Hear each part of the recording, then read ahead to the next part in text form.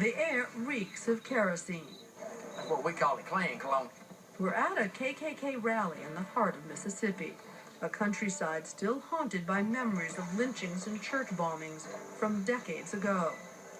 Pastor Wallace Hartsfield remembers those days only too well. He witnessed a black man dragged through the streets. They shot the man and they hanged him, and then used his body for target practice, so as to teach black folk a lesson. That's where we're going to need some help at. But this is not the distant past. This is just last month in a secluded property in the woods where people have come to join the Grand Dragon Stephen Howard for what they call a cross lighting. America is at turmoil, and we're lighting crosses to let people know that America is at turmoil right now. This Klansman, who asked we not show his face for fear he'd be fired from his job, starts to get ready for the evening's rituals. But you're wearing the robes of traditional terrorists, of traditional haters. That's just the outlook that they want to give you. That ain't true. Not everybody was like that. So you think this is what a good Christian man does? Yeah, this is our Christianity. I mean, that's just plain and simple. Howard says he's allowed us to come here to show us the new Klan is neither hate-filled nor violent.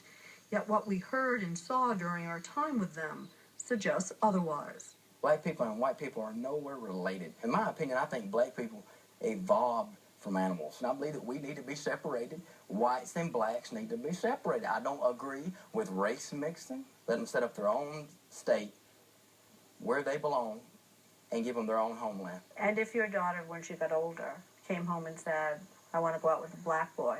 I'd disown her. Wouldn't have nothing else to do with her for the rest of my life.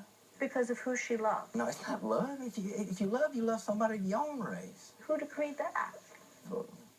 God decreed that. Jesus decreed that. I thought Jesus said love each other. Jesus said love your neighbor. But if you read the Bible... As yourself.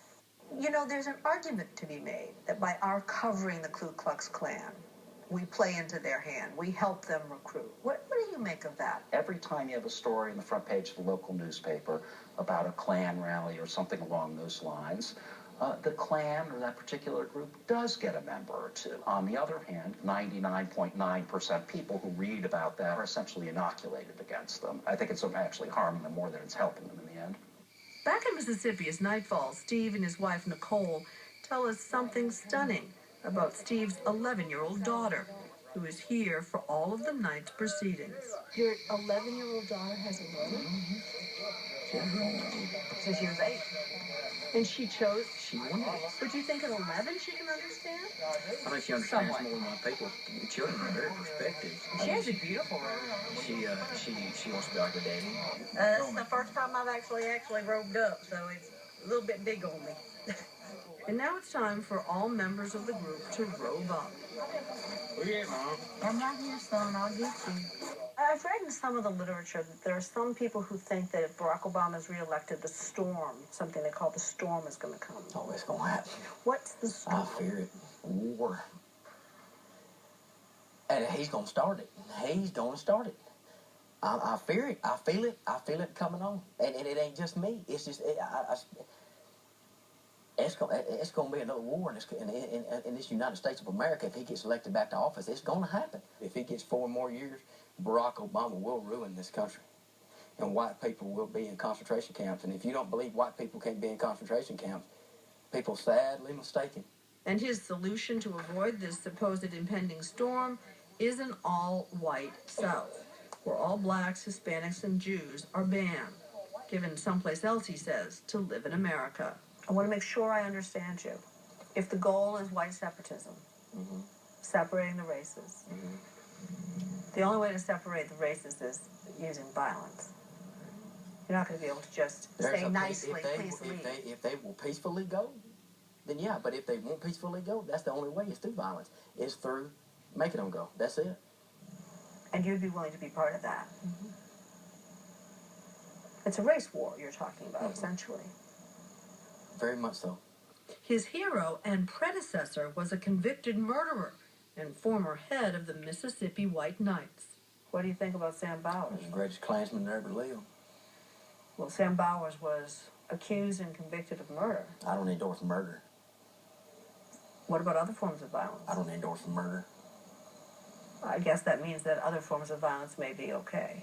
You have to form your own opinion on that. You stand out there. These words seem particularly ominous as the members line up, preparing to head into the woods to enact a tradition that has haunted the American consciousness for more than a century.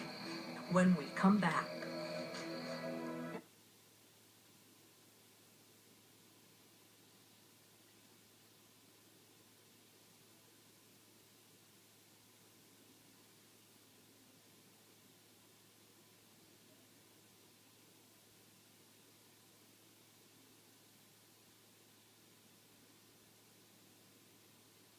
Turn to George for an B.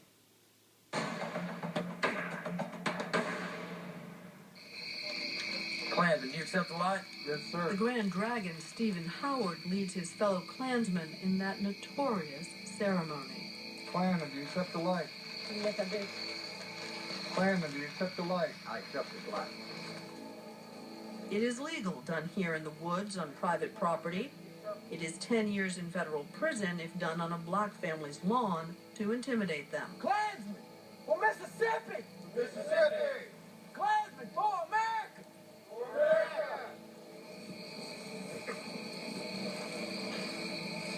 Klansmen, behold the fiery cross, still brilliant. All the troubled history failed to quench its hallowed flame. Let me say that the cross is an inspiration, a sign of the Christian religion, a symbol of faith, hope, and love. We do not burn but light the cross to signify that Christ is the light of the world. White power! White power! White power! White power! White power! As the fiery cross is reduced to a few sparking embers, the Clavern members leave the clearing and head back to the trailer. I just want to ask you one other thing about the gun. You have it with you all the time? Everywhere I go, concealed weapon. The U.S. government gave me that. I lost a lot of good friends of mine. Fighting for this country for nothing. For nothing. All because of the U.S. government. You're mad at the government. I'm very mad at the government. I mean, yeah, I do. I got a lot of hate in me. A lot of hate for nothing. I got a lot of built up in me. A lot of hurt. A lot of hurt. Pastor Hartsfield knows all about hurt. It hurts deeply, and I struggled for a long time not to hate those people that did that. Good will overcome evil. Right will overcome wrong. On this night, you can only hope the pastor's right. Indeed. Thanks for watching ABC News. Good Morning America will be waiting for you in the morning with the latest on Hurricane Sandy. We're always online at abcnews.com. Have a safe weekend, America.